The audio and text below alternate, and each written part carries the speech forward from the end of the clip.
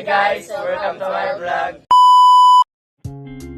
Bawa na lamang ay ang paggamit ng mga formal na salita sa mga patalastas at mga salitang aagaw ng pansin sa mga tao kung may mga programa na gaganapin sa paaralan. Sa sitwasyong ito, ikaw ay maaaring gumamit ng wikang Pilipino at wikang Ingles bilang ituturo naman ang magkaparehong lingwahe sa paaralan. Mahigit na mata na maglalahok kung maayos at maintindihan ang mga tungkuling gagampanan sakaling makaisa sa nasinabing gawain.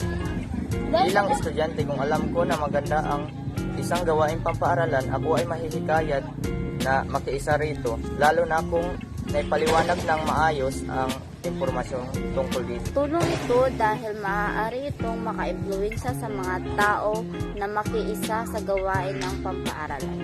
Mahikayat din ang isang estudyante kung ang pinuno nagsasabing gawain ay kumpiyansa at respeto sa paraan ng kanyang pagharap at pagkikipag-usap. Mahalaga ang wastong anyo at paraan ng paggamit ng wika sa lipunan o kahit saan man, kaya't ating itong ipalaganap at patuloy na paglaman.